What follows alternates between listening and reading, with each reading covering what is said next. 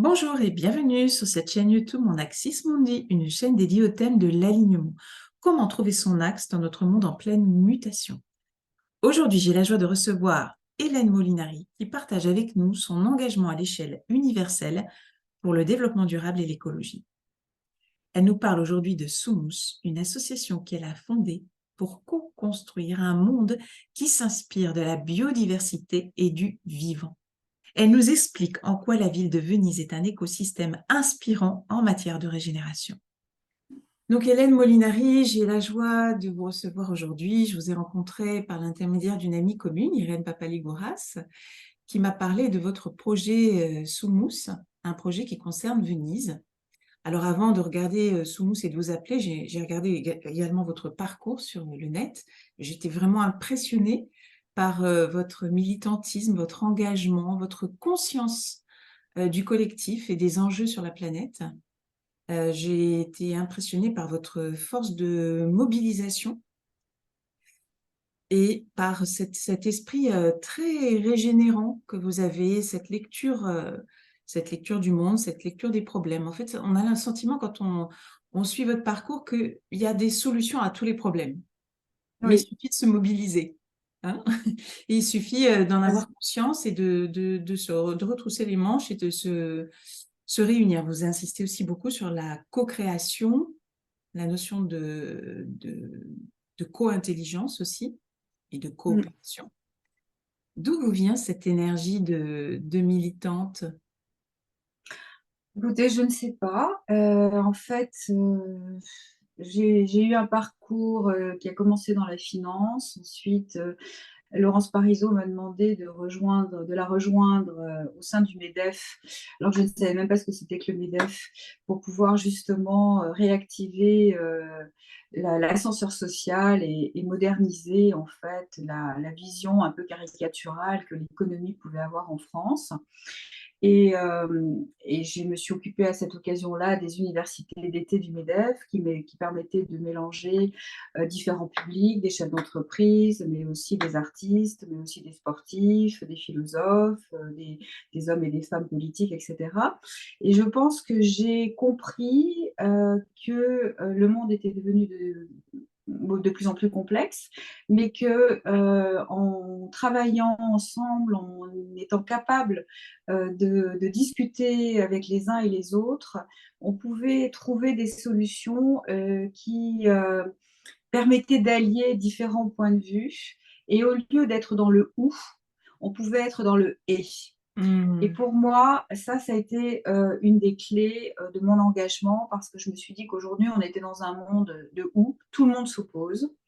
C'est blanc ou c'est noir, c'est rationnel ou spirituel, voilà, c'est moderne ou conservateur, etc.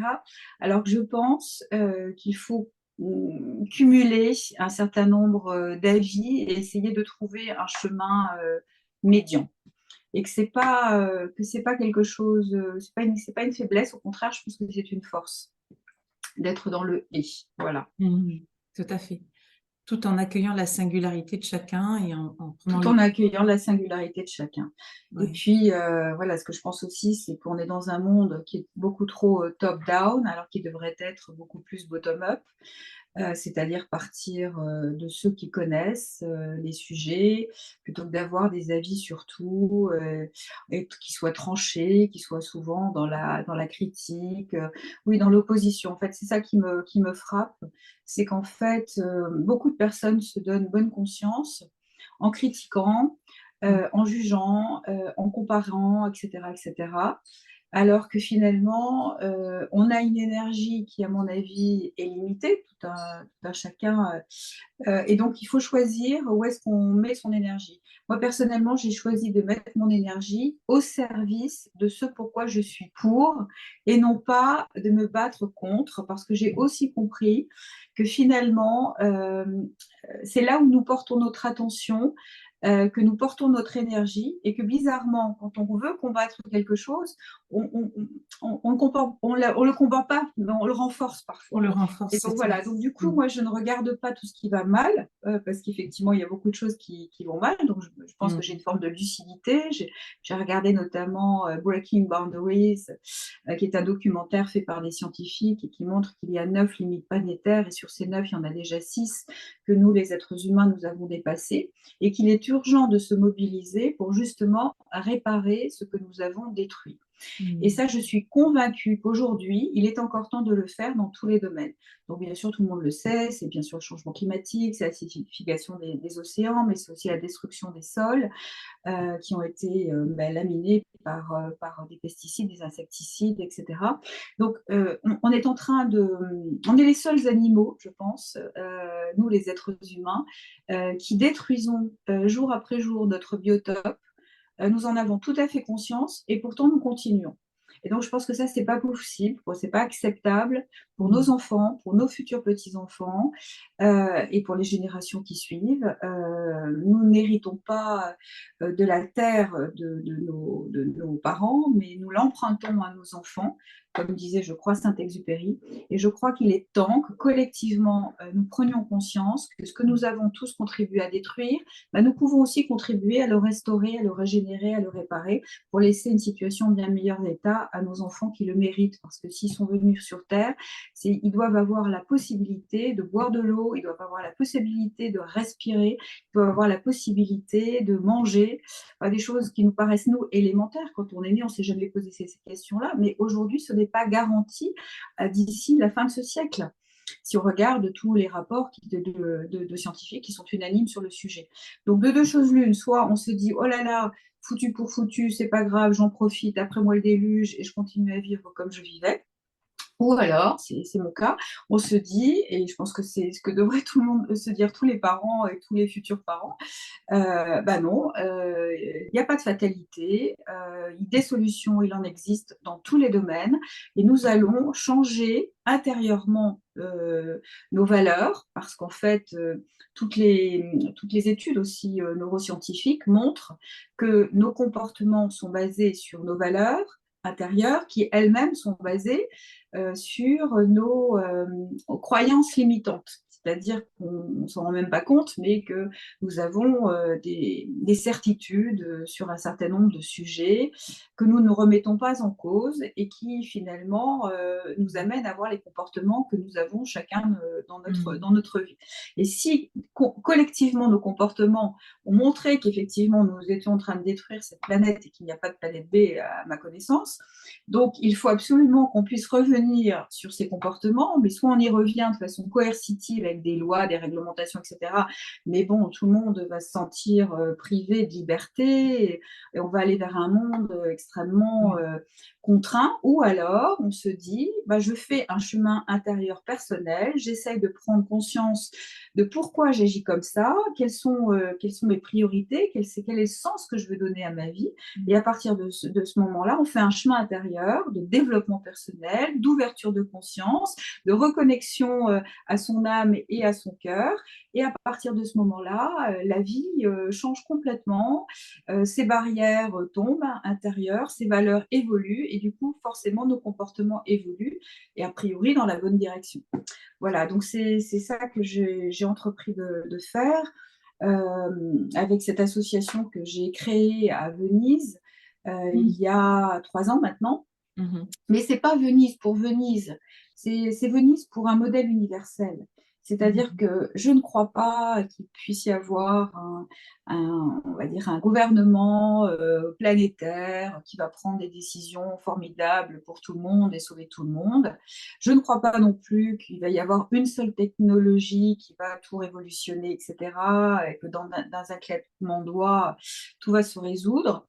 Non, je crois que c'est plutôt au niveau des territoires, que c'est plutôt au niveau des villages ou des villes que l'on va pouvoir trouver des solutions appropriées pour améliorer son cadre de vie, sa façon de vivre et en même temps restaurer les sols, restaurer beaucoup de systèmes qui aujourd'hui sont en bout de course. En fait, personnellement, je pense que nous sommes dans une, dans une, dans une fin de cycle, probablement une fin de civilisation, et que si on ne veut pas voilà, connaître trop de troubles, et que tout explose, ce qui pourrait arriver, il faut peut-être justement construire le monde d'après en gardant ce qui est bien dans le monde d'aujourd'hui et en l'améliorant. C'est pour ça Mmh. que j'insiste sur la coopération et la co-création, effectivement, pour pouvoir essayer de mettre en place un nouveau paradigme. Mmh. Voilà. C'est Et en ça même temps, le vous êtes très sensible à cette notion finalement du vivant et de ce qui est vibratoire. voilà, Vous, exactement. voilà, vous m'aviez dit, C'est- pour vous, c'est vraiment s'inspirer du vivant, observer ce qui se passe dans la nature, dans la biodiversité, parce que finalement, si on part de nos habitudes, de notre mental, notre inspiration, elle est assez sèche. Elle tourne Bah, en rond. je pense qu'en fait, quand je parlais d'une des croyances limitantes, je crois qu'on a tous cru que les êtres humains, nous étions cognitivement supérieurs aux animaux, bien évidemment aux plantes, aux minéraux, etc.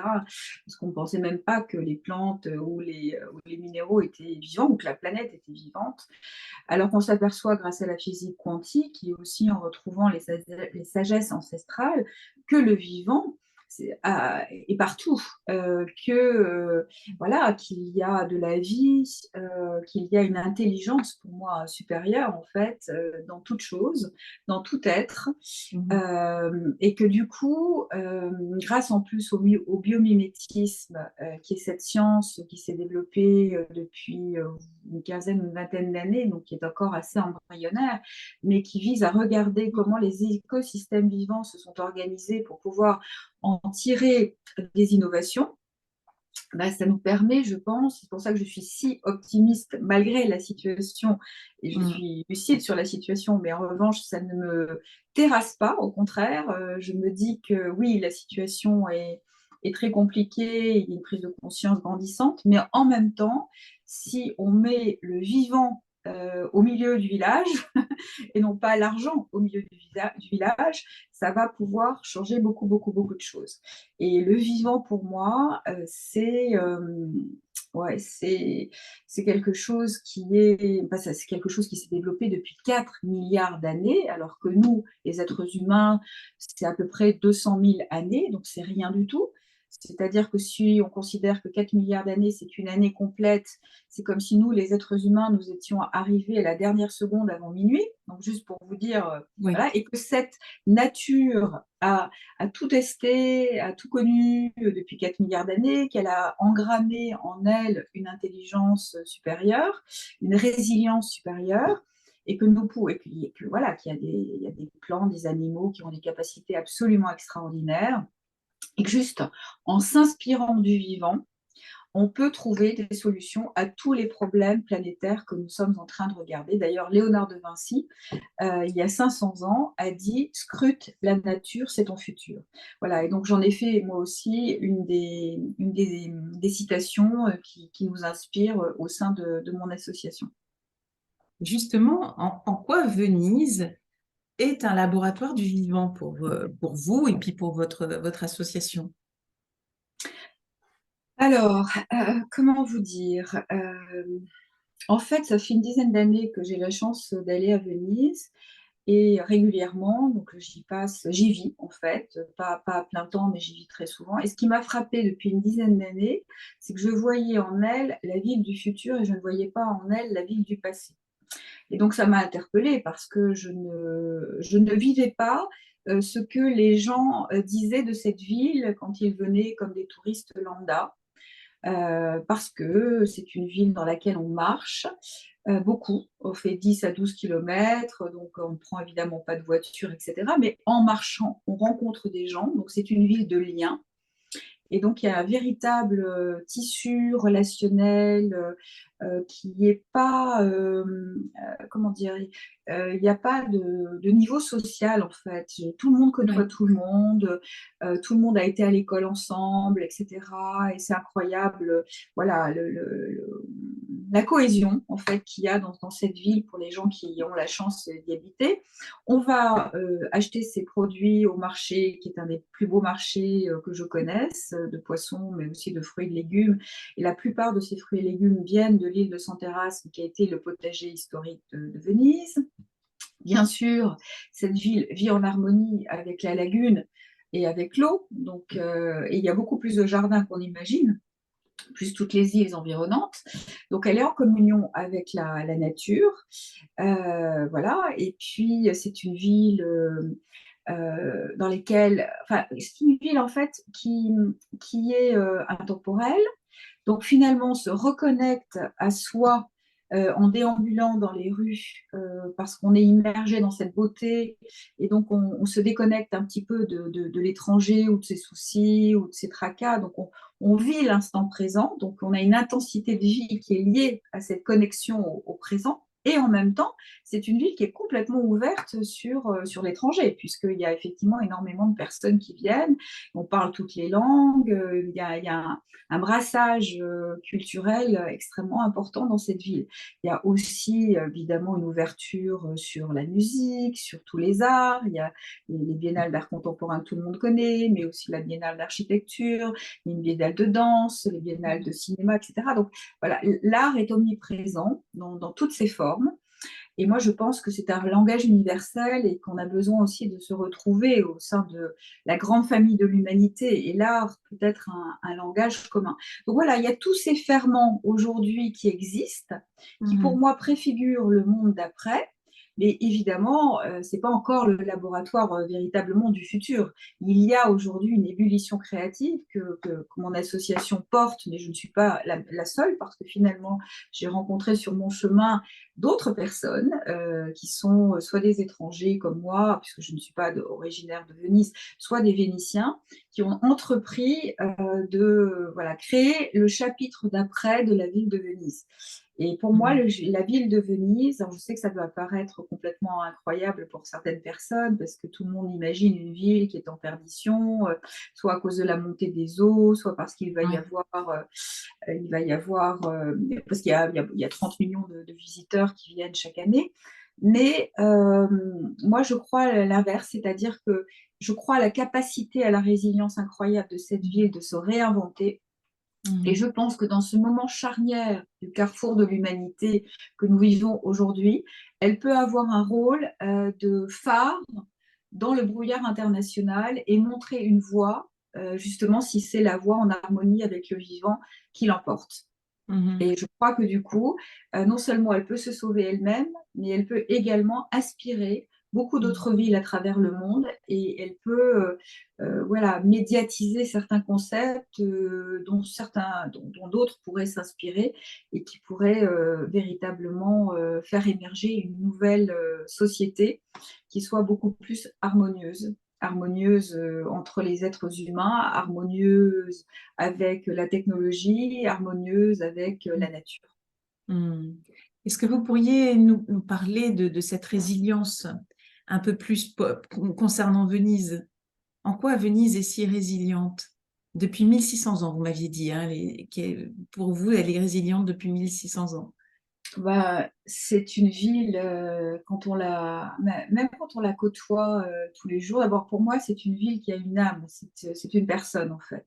Et bizarrement, je la vois comme une femme.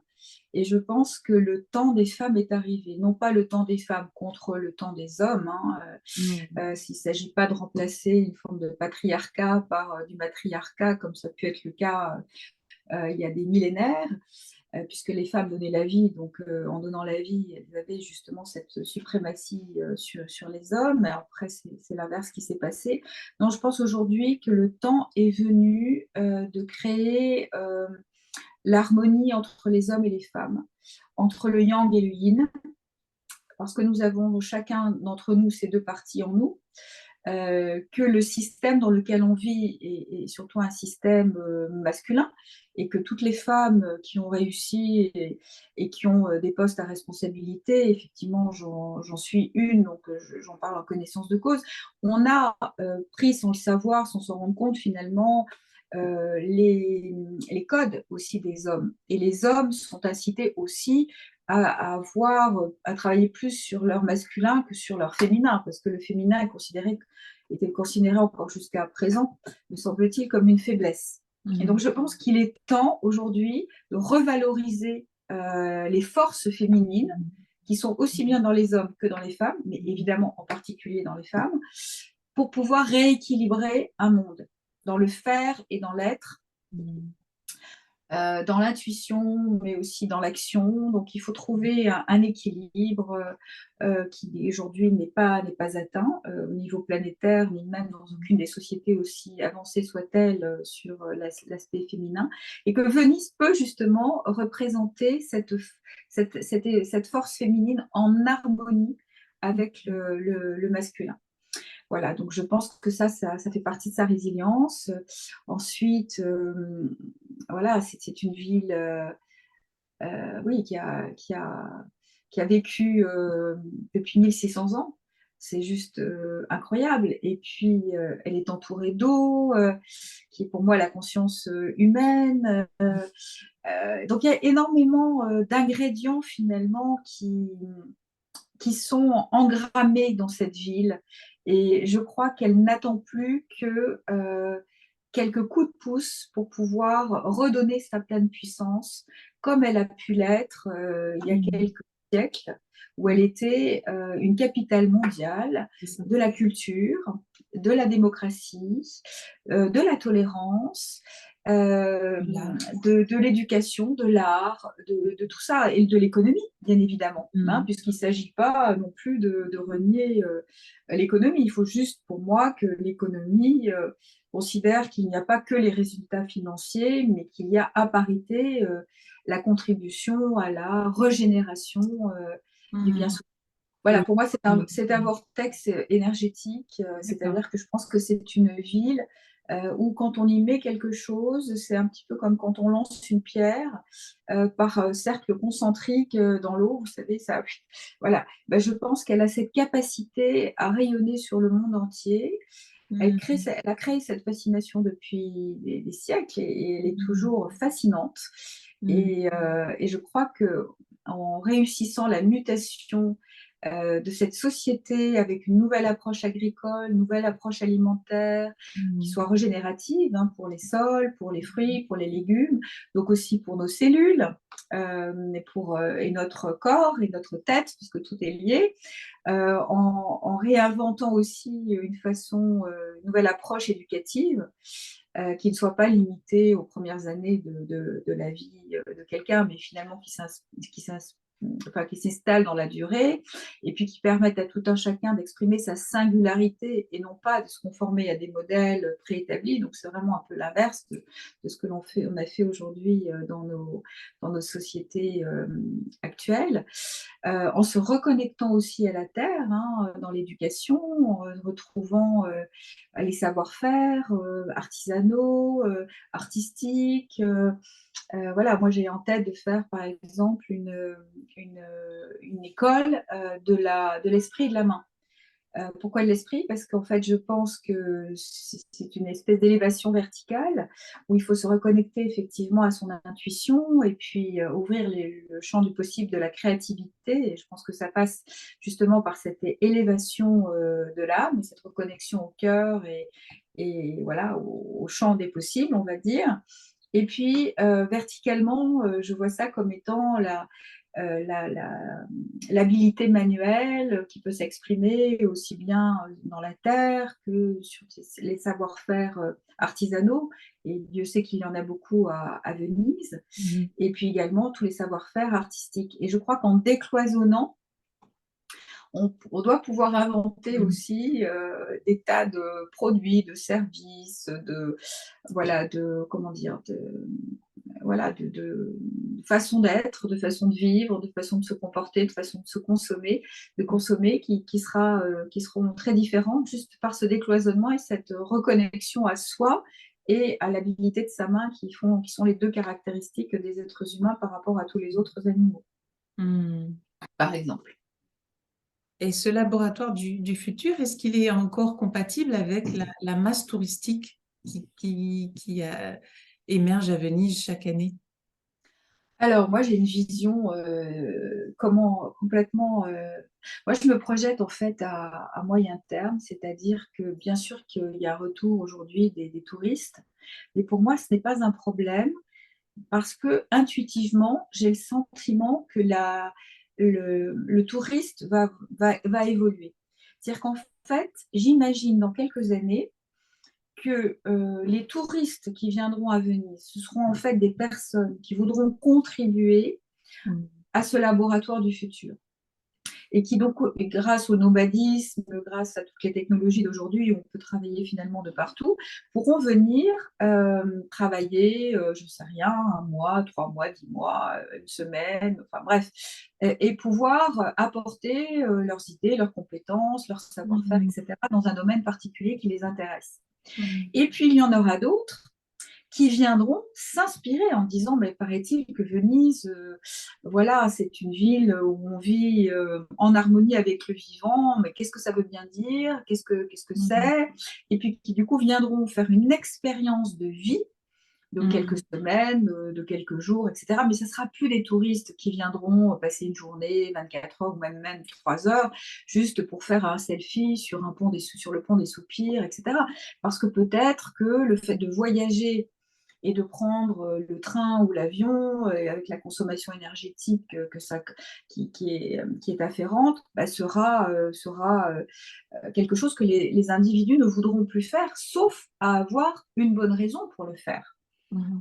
Et cette bonne raison, ce sera je viens contribuer à l'émergence de ce laboratoire du futur, ou je viens m'inspirer pour pouvoir de retour chez moi, contribuer à le mettre en place aussi dans Mm. mon village, dans ma ville, dans mon pays, Mm. avec évidemment les codes de mon pays, les traditions de mon pays, etc. Il ne s'agit pas de caler un modèle, il s'agit juste de s'inspirer des concepts. Oui, c'est Voilà. ça. C'est ça. Est-ce que c'est la raison pour laquelle vous avez appelé ce projet Sumus, qui veut dire nous sommes en latin? C'est-à-dire que j'ai le sentiment qu'aujourd'hui, si on devait caricaturer la société, la civilisation dans laquelle on est, c'est d'abord l'individualisme qui prône sur le collectif, et on se définit par rapport à ses possessions, et non pas par rapport à qui nous sommes. Et donc, le changement, pour moi, doit venir justement de ce travail intérieur que chacun d'entre nous peut être amené à entreprendre dans le cours de sa vie, et notamment face à ces obstacles aujourd'hui qui sont sur notre chemin et qui nous poussent à nous remettre en cause. Et du coup, devrait nous faire évoluer vers un collectif, donc remplacer le jeu par nous et remplacer l'avoir par l'être. Mm. Donc effectivement, Sumus, c'est nous sommes, en latin, parce que je ne voulais pas que ce soit anglo-saxon, je voulais Mm. revenir un peu à nos racines. Et voilà, ça représente pour moi, on va dire, le fait que nous sommes une grande famille, la grande famille du vivant, Mm. et qu'il faut donc sortir de l'anthropocène. Hein, ça, c'est mon point de vue à moi, et c'est ce que prône mon association. Et qu'à partir de ce moment, là où nous sommes dans l'être plus que dans l'avoir, en fait, on change complètement de valeur intérieure. Ce qui nous faisait plaisir avant nous fait beaucoup moins plaisir. On ne comprend même pas d'ailleurs comment on a pu quelque part se distraire avec des choses un peu futiles, on va dire. Et en revanche, voilà, il y a des choses qu'on valorisait peut-être moins et qui deviennent absolument essentielles Mm. dans l'observation et l'émerveillement qu'on peut avoir de la nature, la beauté absolument incroyable des insectes, des oiseaux, voilà, des plantes, des fleurs. En fait, finalement, on se nourrit intérieurement de plein de choses qu'on avait sous les yeux, qu'on ne voyait pas. Mm. Et puis, bien sûr, la qualité des relations qu'on peut nourrir avec soi-même, parce que ça commence toujours par soi-même, et la qualité des relations qu'on peut nourrir aussi avec les autres, parce que du coup, les masques tombent, on n'est plus obligé de se comporter comme on pense qu'il faut se comporter par rapport à la société dans laquelle on est encore à l'heure actuelle, mais finalement, on s'autorise à être soi-même. Et en s'autorisant à être soi-même, du coup, bah, les autres s'autorisent aussi à être soi-même.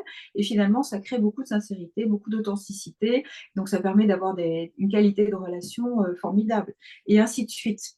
Donc, voilà, je pense que oui, cette reconnexion à l'être profond que nous sommes est la clé pour sauver l'humanité, pour la Mhm. guérir de ses excès et du Mhm. coup sauver aussi la planète pour nos enfants. Mhm. Oui. Alors, c'est important de préciser que toute cette initiative est bénévole, Oui, que c'est parti d'une inspiration personnelle et qu'au départ, oui, vous pensiez même pas pouvoir porter le projet seul, hein. Vous vouliez le confier à des institutions, à des personnes qui avaient les moyens en fait de relayer cette inspiration.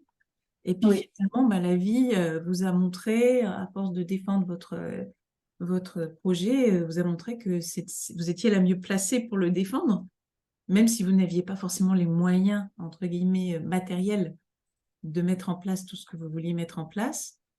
Et j'ai envie de vous dire, elle vous le rend bien puisque les gens adhèrent petit à petit et se rallient à cette vision que vous défendez et en sont inspirés justement. C'est-à-dire que j'ai commencé à en parler voilà, il y a 5-6 ans maintenant peut-être. Et c'est vrai que les gens, que ce soit à Venise ou ailleurs, étaient assez dubitatifs, ne comprenaient pas trop où je voulais en venir. Et pourquoi, voilà, ils étaient C'était abstrait pour eux. c'était abstrait, ne voyaient Oui. pas l'intérêt de s'investir dans l'émergence d'une nouvelle société. Le vivant, ça leur paraissait, qu'est-ce que c'est que le vivant? Et certaines personnes qui pensaient que finalement les êtres humains étaient les seuls vivants, hein, parce que voilà, oui, enfin, on sait bien que les animaux sont vivants, mais est-ce qu'ils étaient dotés d'émotions? Est-ce qu'ils étaient dotés d'une âme? Alors ça, voilà, et qu'en plus que les plantes, par exemple, puissent parler, parce qu'aujourd'hui, il y a des techniques qui montrent qu'effectivement les plantes communiquent entre elles, etc. Il y a des systèmes électriques que l'on peut brancher, donc on peut voir, comprendre, enfin bref. Donc tout ça a été assez bizarre pour certaines personnes. Et puis après, le Covid est arrivé, et la guerre en Ukraine est arrivée. Et là, je crois que ça a été un électrochoc pour beaucoup de personnes Mhm. parce que finalement, ça a remis en cause voilà, le futur, en fait. Je crois que les gens se sont rendus compte de notre vulnérabilité à tout niveau, sans compter le changement climatique qui se fait de plus en plus se sentir. Donc, il y a une véritable prise de conscience. C'est vrai qu'avant, moi, je pensais que mon projet allait forcément intéresser une mairie ou bien voilà, une grosse institution, etc. Donc moi j'étais prête à expliquer voilà, les principes de base de Soumous, la nouvelle approche agricole, la nouvelle approche alimentaire, la nouvelle approche éducative, la nouvelle approche, on va dire, artisanale, pour se rénover, régénérer l'artisanat et remplacer finalement un peu à terme tous les produits industriels de masse qui vibratoirement n'apportent pas aussi une qualité, on va dire, et une satisfaction intérieure finalement. Bref, etc. etc. Et puis, quelqu'un m'a dit non, non, mais Hélène, tu n'as pas compris, c'est toi qui va porter ce projet parce que c'est certainement quelque chose que tu dois faire, une espèce de mission de vie. Une mission de vie, moi je savais même pas que je pouvais avoir une mission de vie parce que voilà. Et mais c'est pas possible. Je n'ai pas une fortune personnelle qui me permettrait d'investir comme ça. Donc il faut forcément une structure beaucoup plus importante que la mienne, etc. J'ai l'impression d'être en short et en basket devant l'Himalaya, qui est en train de me dire eh ben oui, tu vas monter alors que je n'ai pas de campement, je n'ai pas d'anorak. La personne m'a dit, bah écoute, oui, c'est ça, mais t'inquiète pas, parce que quand tu vas commencer, sur ton chemin, tu vas trouver des bottes, un anorak, un équipement, une tente, un guide, etc. Et tu verras. Et c'est ce que j'ai fait, parce que finalement, cette image-là m'a parlé. Et je me suis dit, si j'attends de tout avoir, donc tous les sponsors, toutes les équipes, etc., je vais passer mon temps peut-être à construire le projet, mais enfin construire le projet en théorie, mais pas en pratique. Et donc, bah, je me suis lancée dans cette aventure. Donc, j'ai déposé les statuts, j'ai fait le lancement, j'ai fait un film, voilà, avec une petite équipe de tournage. Et tout s'est enchaîné comme ça. J'ai acheté un lieu qui était désaffecté depuis 25 ans, comme s'il m'attendait. Je l'ai acheté aux enchères pendant le Covid. Il n'y avait personne. J'étais la seule à enchérir. Paf, c'est moi qui l'ai eu. Du coup, j'en ai fait le siège social de Soumous et je l'ai renommé la Fucina del Futuro, alors que c'était la Forge du Futur, alors que ce n'était pas du tout prévu que j'achète ça. C'est vraiment été un concours de circonstances, mais finalement, paraît-il qu'il n'y a pas de hasard. Donc C'est un lieu qui est dans Venise. c'est un lieu qui est dans Venise, donc qui était une ancienne forge, désaffectée depuis 25 ans. Voilà, qui a eu une histoire un peu compliquée depuis 25 ans et du coup qui était vendue aux enchères. Je ne sais pas comment j'étais au courant de cette vente aux enchères. J'ai visité le lieu. Ça se trouve à 10 minutes du Palais des Doges et 10 minutes de l'Arsenal. Donc, c'est vraiment dans un quartier, Castello, le quartier populaire de Venise, donc qui vit vraiment, qui est vivant, qui n'est pas touristique, mais bien situé entre deux pôles d'attraction que sont l'Arsenal et évidemment le Palais des Doges. Et que du coup, j'ai rénové en gardant son âme industrielle de l'époque. Mais au lieu d'y forger du métal et des outils, on va y forger maintenant nos projets, etc., nos écosystèmes régénératifs dans tous les domaines.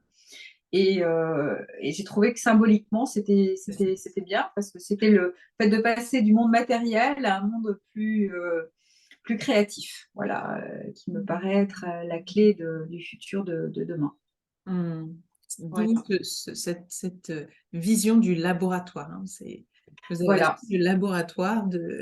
Oui, puis entre-temps, Venise est devenue, enfin, a créé une fondation portée par le gouvernement italien, par la région et par la mairie, et qui s'appelle Venise, capitale mondiale de la sustainability, donc pour la soutenabilité. Donc, Venise veut devenir un modèle. Elle ne l'est pas encore, mais elle a clairement indiqué sa volonté de se réinventer pour devenir un modèle durable. Donc ça c'est super. Qu'est-ce qu'il y a enfin, il y a un salon nautique qui vient de se créer aussi, qui met en avant tous les nouveaux bateaux, notamment avec des nouvelles énergies, hydrogène, électrique, etc. Euh, voilà, il y a plein de petites initiatives comme ça qui, entre-temps, sont en train d'arriver. Ah oui, puis là, cette année, incroyable mais vrai, la Biennale d'architecture qui a ouvert en mai, là, donc il y a quelques semaines, s'appelle le Laboratoire du futur. Hmm. Voilà. Et Ah ouais. il y a une initiative qui est portée par la présidente de la Commission européenne, donc Ursula von der Leyen, qui s'appelle le New European Bauhaus, qu'elle a lancé dès qu'elle a pris la présidence. Et l'objectif de cette initiative européenne, c'est de travailler à l'émergence d'une civilisation européenne à travers des villes pilotes. Et cette année, et ça fait 2 ans que l'initiative a été lancée, cette année, tout le New European Bauhaus, y compris Ursula von der Leyen en personne, est venu à Venise pour y faire une conférence justement sur le NEB, c'est comme ça qu'on l'appelle, New European Bauhaus, à l'occasion de l'ouverture de la Biennale du Laboratoire du Futur. Donc, Magnifique. voilà, les yeux européens sont aussi maintenant braqués sur Venise parce que tout le monde comprend le rôle emblématique et symbolique que cette ville peut jouer dans le futur. Vous avez été particulièrement visionnaire, Hélène. Écoutez, je n'en ai aucune, comment dire,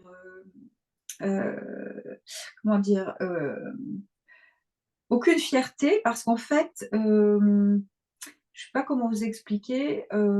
C'est une forme d'intuition, mais pour moi une évidence en fait. C'est une évidence. Donc c'est pas quelque chose que j'ai travaillé. Vous voyez, donc c'est pas. On peut être fier de quelque chose qu'on a travaillé, etc.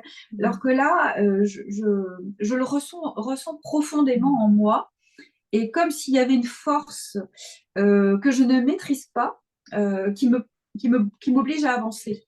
Parce que j'ai le sentiment qu'il y a une urgence, qu'il faut Mhm. avoir des actions qui ont un fort impact, et que Mhm. je pense que Venise peut avoir ce fort impact Mhm. sur les mentalités, bien au-delà de l'Italie, parce que tout le monde connaît cette ville. Et quand il y a des articles sur cette ville, c'est vrai qu'en général, les gens les lisent, etc. Donc, elle a été massacrée en termes de communication ces dernières années, à juste titre, parce qu'il y avait les grands navires, comme on dit, c'est-à-dire ces gros bateaux qui déversaient des milliers et des milliers de touristes pour quelques heures, et qui surtout venaient très proches de la ville avec les remous qu'on peut imaginer dans le Grand Canal et ailleurs. Enfin, ils ne passaient pas dans le Grand Canal, mais ils passaient entre Venise et la Giudecca. Bref, donc c'était effectivement très dommageable pour la pérennité de la lagune notamment. Plus voilà tout ce qu'on a pu dire sur les hordes de touristes non respectueux, etc. etc. Et finalement, je pense que le Covid à réhabiliter la ville, parce qu'il y a eu beaucoup, beaucoup, beaucoup d'images qui ont circulé avec les dauphins qui étaient revenus dans le Grand Canal, qui est un signe, hein, parce que les dauphins sont quand même des êtres spirituels très élevés. Bref, qui sont revenus, la couleur absolument limpide des canaux, les canards partout aussi dans la ville, etc. Bref, je pense qu'il y a eu une forme de réhabilitation de la beauté, de la souveraineté de cette ville, et je pense qu'il y a eu un nouvel élan qui a été donné grâce à ça. Et nous, on va s'inscrire dans ce nouvel élan avec voilà, tous les volontaires, plus toutes les personnes qui nous rejoignent, les différentes associations. Voilà, c'est parti pour écrire un nouveau chapitre de l'histoire de cette ville, et j'espère un chapitre en harmonie avec le vivant. Voilà. Mhm. Il n'y a aucune raison que ça ne se réalise pas. Tout est réuni pour. Qu'est-ce que vous aimeriez lancer comme invitation aux personnes qui nous écoutent, qui découvrent ce projet? Alors, bah écoutez, bah déjà, ce que je voudrais faire passer comme message, c'est que nous pouvons tous avoir un rôle majeur dans notre zone d'influence, Mhm. et que nous devons nous réapproprier notre souveraineté personnelle, sortir pour ceux qui se sentent victimes, que ce soit victime d'un gouvernement, victime d'un travail, victime d'un contexte familial particulier, etc. Je pense qu'il faut se rendre compte que nous avons une puissance, quelle que soit euh, les expériences douloureuses ou les Mhm. problèmes que nous rencontrons, nous pouvons changer notre réalité en nous changeant nous-mêmes. Donc ça, je pense que c'est très important de comprendre ça, que nous pouvons tous devenir des acteurs de notre vie, Mhm. voire même des artistes de notre vie. Mhm. Et que nous pouvons tous avoir un rôle qui va changer notre perception finalement du monde extérieur, et contribuer à faire évoluer la société dans laquelle on est, si elle ne nous convient pas, évidemment. Mhm. Je dirais, c'est un message universel voilà, qui me paraît essentiel dans les années et les mois qui viennent. Et par rapport à Venise, bah, écoutez, que les personnes bah, s'inscrivent par exemple à notre newsletter pour savoir ce qui s'y passe. Alors, votre Et site internet, vous pouvez s'appelle répéter? www.summus.community, c'est O2MUNITY, parce qu'en fait, c'est pas un .org, c'est pas un .com, c'est une communauté que nous Mhm. sommes en train de créer, de volontaires, d'associations, de sponsors, puisque nous sommes à la fois un think tank et un do tank. C'est une de Mhm. nos spécialités, c'est-à-dire qu'en fait, on est comme un hub dans cette fameuse Fucina del Futuro dont j'ai parlé tout à l'heure, c'est-à-dire cette ancienne forge qu'on a rénovée, où on fait se rencontrer à la fois les visionnaires internationaux, et nous avons créé des relations avec un certain nombre d'entre eux, qui peuvent apporter justement leur réflexion sur l'agriculture de demain, les différents écosystèmes, on va dire, de demain, le biomimétisme, etc., puisque c'est vraiment central, comme vous l'avez compris, et également tous les acteurs locaux qui ont entrepris des projets concrets, que ce soit des agriculteurs, que ce soit des restaurateurs, que ce soit des artisans, voilà, que ce soit des centres de recherche, que ce soit pour aller vers une médecine plus intégrative, etc., etc. Donc, nous sommes un carrefour de rencontres internationales, locales, voilà, de visionnaires et d'entrepreneurs. Voilà, et donc pour nous, je sais que ça peut paraître un peu compliqué parce que les gens, ils comprennent quand on leur dit, voilà, on va aller dans la lagune avec des sacs pour récupérer, par exemple, des bouteilles en plastique. Ça, les gens, ils savent ce qu'on va faire. Mais quand on leur dit qu'on est face à un problème systémique et que du coup, il faut avoir une vision systémique à 360 et qu'il faut tout régénérer, C'est ça. c'est compliqué parce que les gens se disent, mais vous allez vous disperser. Non, pour nous, Soumous, c'est comme une fleur avec au milieu cette élévation de conscience, cette reconnexion à soi et cette compréhension du vivant. Donc ça, c'est le cœur de notre marguerite. Et chaque pétale est un écosystème dans lequel un écosystème sur l'agriculture, sur l'alimentation, sur la santé, etc., où on agrège les acteurs locaux pour les nourrir. D'abord parce que le fait de se connaître et de collaborer et de co-créer, ça leur permet d'avancer plus vite.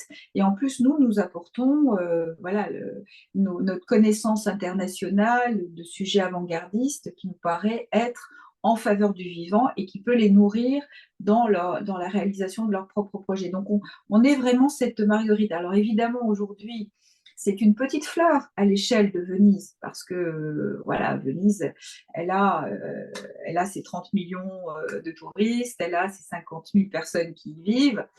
Ça, c'est la réalité et on ne la nie pas.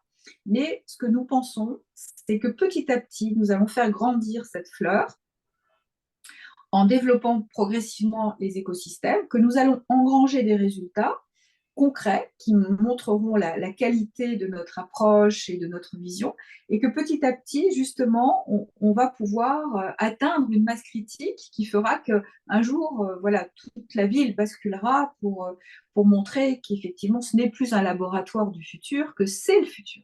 Voilà. C'est le futur, voilà. Que c'est le futur et que le futur, il est là et qu'on peut le toucher, qu'on peut le voir et que contrairement à ce que beaucoup de personnes disent, en tous les cas, moi, c'est ma vision, ce ne sera pas uniquement la sobriété, ce ne sera pas uniquement l'ESG. Bien sûr qu'il faut plus de sobriété parce qu'il y a eu des excès dans tous les domaines. Bien sûr qu'il faut mettre des critères environnementaux, sociaux et de gouvernance, évidemment. Mais pour moi, il y a une troisième voie qui est au milieu, qui pour moi doit être le mainstream, c'est-à-dire la voie principale, c'est la régénération. Voilà, la régénération et la vivification, que ce soit des terres, que ce soit des fruits et des légumes, j'en ai parlé tout à l'heure, parce que c'est vrai que je parle beaucoup d'alimentation, mais j'ai le sentiment qu'en fait, on est surnourri, on est dénutri. Et je pense que du coup, ça joue énormément sur notre santé, ça joue aussi sur notre vitalité. Et qu'en régénérant les sols, on va se régénérer nous-mêmes et on peut avoir une vision beaucoup plus optimiste et positive que si on est toxiné par une mauvaise hygiène de vie, par une mauvaise alimentation, etc. Donc, c'est la base. On doit déjà nous régénérer et ça passe par notre santé, notre hygiène de vie, la qualité des produits qu'on ingère. Et ça, c'est absolument essentiel et fondamental. Donc oui, je pense qu'il y a une économie régénérative qui va être abondante. Et en fait, je pense que l'abondance, ce n'est pas ce que l'on croit. C'est-à-dire que l'abondance, pour moi, je vais prendre un exemple. Il existe 360 000 produits comestibles, enfin, quand je dis produits naturels, hein, des fruits, des légumes, etc. dans des banques, on va dire, de graines qui, Dieu merci, ont été conservées à travers les âges. On en consomme combien, nous, dans notre quotidien? Très peu, très très peu. Alors qu'il existe une incroyable variété de produits comestibles pour l'homme et pour la femme. Et donc, si on retrouvait ces graines anciennes, si on démultipliait les variétés en recréant la biodiversité alimentaire, ça, chacune de ces plantes étant elle aussi une pharmacopée en elle-même, on peut imaginer les plats, la gastronomie culinaire qu'on pourrait avoir. On pourrait avoir une abondance de couleurs, de saveurs, de textures, de goûts qu'on ne connaît pas aujourd'hui.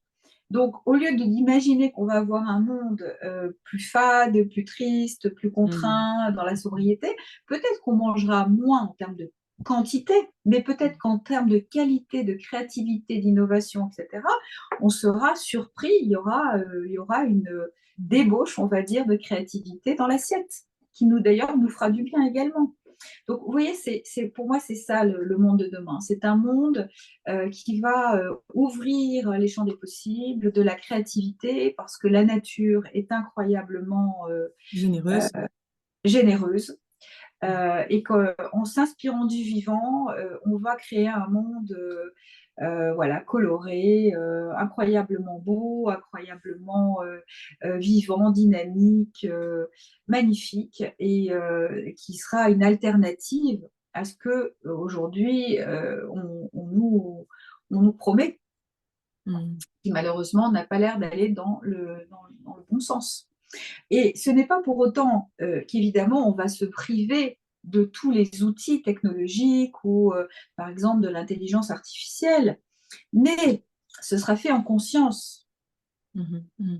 Et je pense que c'est ça qui va faire la grande différence. C'est soit on se fait déborder, nous les êtres humains et nous le vivant, par effectivement des intelligences, on va dire, artificielles, euh, qui peuvent voilà, peut-être nous créer des mondes virtuels, mais finalement nous déconnecter de qui nous sommes et créer, je pense, énormément de problèmes d'ordre psychologique, Mm. voilà, de compréhension de notre rôle aussi sur cette terre et de l'expérience que l'on doit vivre. Parce que je pense que la Oui. vie, c'est une expérience. Et que plus les expériences sont riches, et plus on va s'en sentir, on va grandir quelque part de toutes ces expériences. Donc voilà, remettre pour moi la vie au cœur de tout.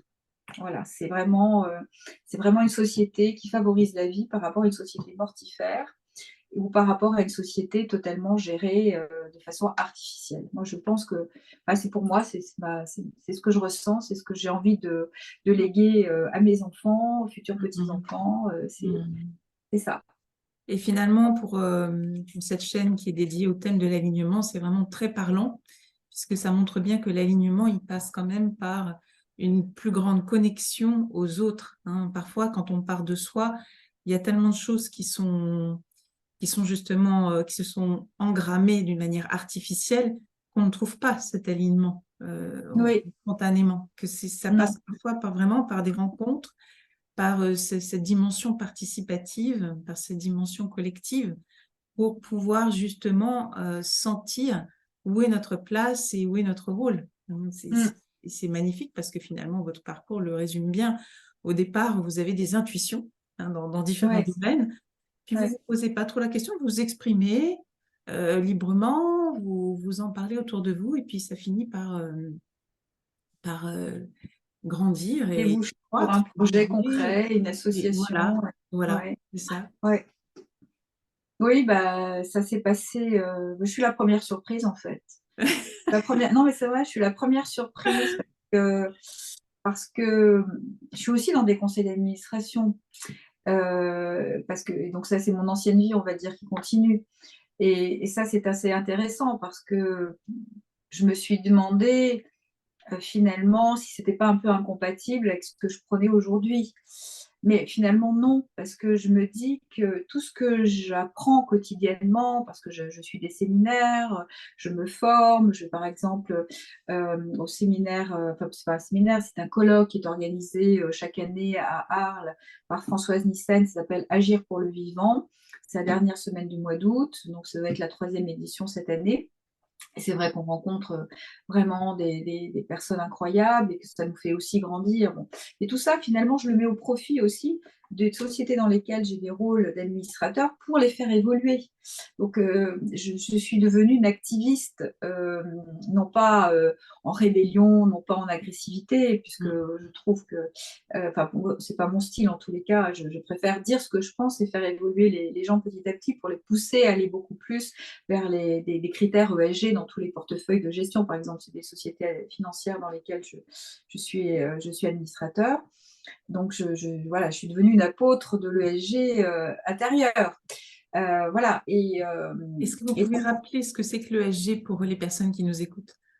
ce sont les critères environnementaux, sociétaux et de gouvernance, qu'on appelle des critères extra-financiers qui s'appliquent aujourd'hui de plus en plus aux entreprises et que l'on peut prendre en compte dans des investissements. Et comme l'argent est encore le nerf de la guerre, c'est très important aussi pour les gérants de portefeuille d'intégrer ces critères-là pour pouvoir sélectionner les entreprises dans lesquelles ils vont investir. Mm. Et ça peut être vertueux parce qu'effectivement, comme les fonds d'investissement représentent une puissance financière non négligeable, Mm. s'ils posent des questions sur ces critères-là en assemblée générale ou s'ils votent contre certaines des résolutions, ça peut obliger l'entreprise à accélérer sa mutation écologique, etc. etc. Donc, je pense que la finance, d'une manière générale, qu'on a stigmatisé pendant pas mal d'années parce que effectivement, peu importe voilà, les conséquences des investissements du moment que c'était profitable. Enfin, en tous les cas, c'est ce que les gens pensent. Je pense qu'aujourd'hui, c'est en train d'évoluer parce que Mm. justement, tous ces critères ESG, environnementaux, sociétaux et de gouvernance, sont de plus en plus demandés par les clients, privés comme institutionnels, donc de plus en plus appliqués au sein des portefeuilles. Et c'est une tendance qui, à mon avis, me paraît une tendance lourde, mais il faut aussi pousser en interne pour que voilà, ces critères soient considérés à terme, j'espère, à parité par rapport aux critères financiers et que finalement, on arrive vers une finance dite à impact, c'est-à-dire que l'impact environnemental, sociétal ou de gouvernance sera pris en compte véritablement dans toute décision d'investissement au même titre que est-ce que c'est une société qui peut être pérenne financièrement? Parce que bien sûr que l'entreprise doit être pérenne financièrement, sinon elle va péricliter et du coup il va y avoir des conséquences importantes aussi Mm. sociales, mais pas à n'importe quel prix. Et donc je pense que ça, cette évolution, cette mutation, elle est en cours, mais il faut être vigilant, il faut aussi voilà, la faire accélérer parce que ça ne va pas assez vite. Mm. Et donc, vous avez senti un véritable intérêt progressivement dans les conseils d'administration. Ouais. Bah oui, parce que de plus en plus, que ce soit les réglementations européennes, que ce soit les attentes des clients, que ce Mm. soit les attentes des collaborateurs, s'expriment de plus en plus. Et donc, je pense que les entreprises qui avaient tendance à vouloir faire du greenwashing, c'est-à-dire se mettre en conformité, mais sans véritablement avoir une véritable stratégie à l'intérieur de l'entreprise qui mettent en place cette mutation énergétique, etc. Je pense qu'aujourd'hui, c'est plus possible ou de moins en moins possible. Ça ne veut pas dire qu'il n'y en a plus, mais je pense qu'il y a une transparence qui oblige, de gré ou de force, euh, à aller dans la bonne direction. Alors peut-être que je suis trop optimiste et peut-être que j'ai tendance à voir ce qui m'arrange et qu'effectivement j'ai envie d'entendre ça parce que je pense que c'est enfin, disons, je vois pas l'intérêt personnellement à mourir les plus riches du cimetière avec des entreprises voilà,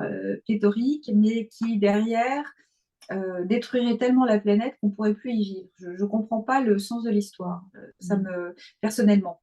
Alors, je ne sais pas. Je pense qu'à un moment donné, oui, il faut qu'il y ait un équilibre budgétaire, parce que la survie de l'entreprise en dépend et que bien évidemment, c'est important.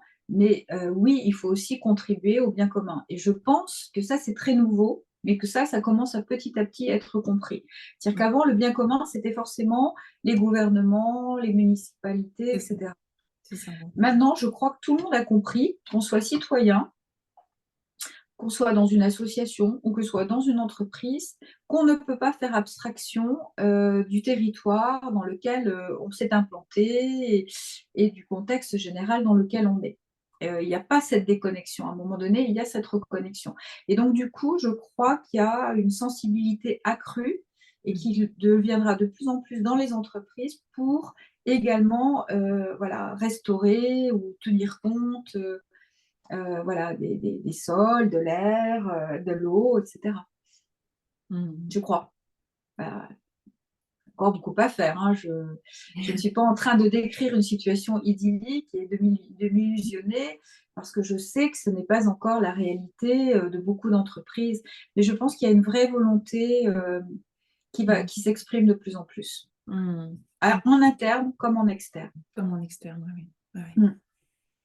Mais il faut accélérer et il faut aller plus vite. Et il faut aller plus D'où vite. l'intérêt d'avoir un modèle expérimental qui puisse montrer qu'on peut avoir une vie très agréable si on remet le vivant, et si on s'inspire du vivant, et si on travaille en écosystème, si on se reconnecte à qui l'on est, et que, voilà, que chaque décision que l'on prend à titre personnel comme à titre collectif, que ce soit au sein de sa famille, au sein de l'association dans laquelle on peut œuvrer ou bien au sein de l'entreprise dans laquelle on travaille, ait du sens. Voilà, redonner du sens. Et du coup, on s'aligne. Est-ce que ça a du sens ou pas? Je le fais ou... Voilà, c'est ça. Mais maintenant, c'est ce que je fais. Chaque fois que je fais quelque chose, que je décide quelque chose, je dis, est-ce que ça a du sens ou pas? Si ça n'a pas de sens, je ne le fais plus. Même si c'est parce que je voulais faire plaisir à... Non, non. Il y a des tas de choses que l'on fait dans notre quotidien qui n'ont plus de sens. Qui n'ont plus de sens, tout à fait. Non, voilà. C'est l'urgence du sens. Nous sommes arrivés à cette urgence. Voilà, l'urgence du sens. Et il faut trouver son sens à soi parce que chaque personne, et c'est ça qui est formidable, est le fruit d'une histoire personnelle, d'un arbre généalogique personnel, avec des gènes personnels, avec sa propre histoire terrestre, avec les difficultés qu'elle a rencontrées ou les bonheurs qu'elle a rencontrés. Donc tout ça a fait qu'on est éminemment différents les uns des autres, mais en même temps éminemment connectés les uns aux autres. Et voilà, et donc du coup, si on se réaligne, on permet aux autres de se réaligner, et tout le monde va pouvoir petit à petit se réaligner.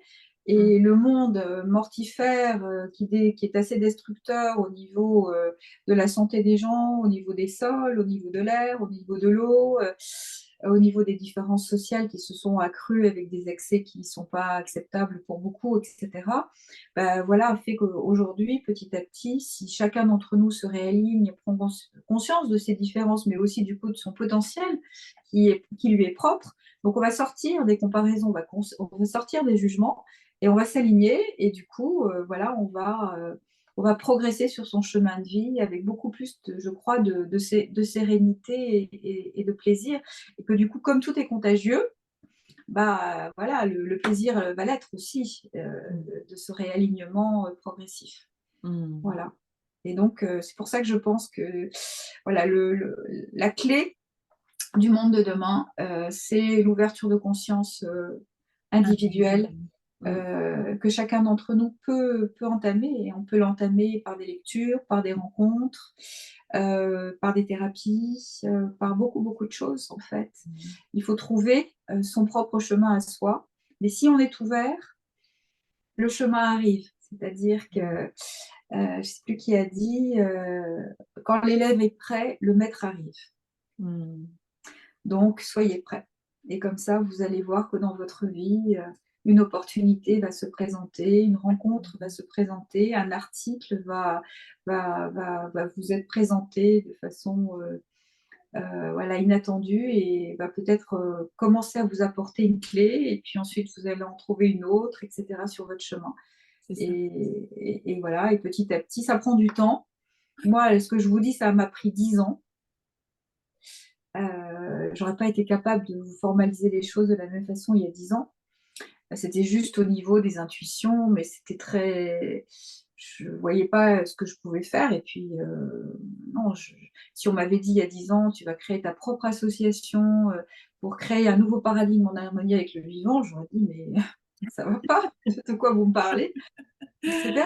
Et ce qui est drôle, c'est le décalage que je vois, par exemple, maintenant dans mes conseils d'administration, où il y a 10 ans, j'étais comme d'autres personnes. Donc, je comprends très bien la différence de Mmh. perception et comment eux pouvaient penser, parce que moi, je pensais exactement comme eux il y a quelques années.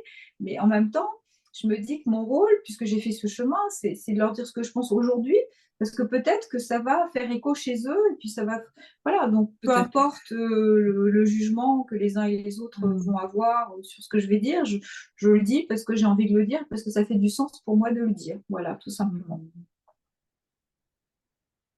Merci mille fois, Hélène, pour ce partage, pour ce témoignage, pour ces encouragements. Et c'est vrai que c'est tellement positif que j'ai envie de vous réinterroger sur tous vos autres engagements.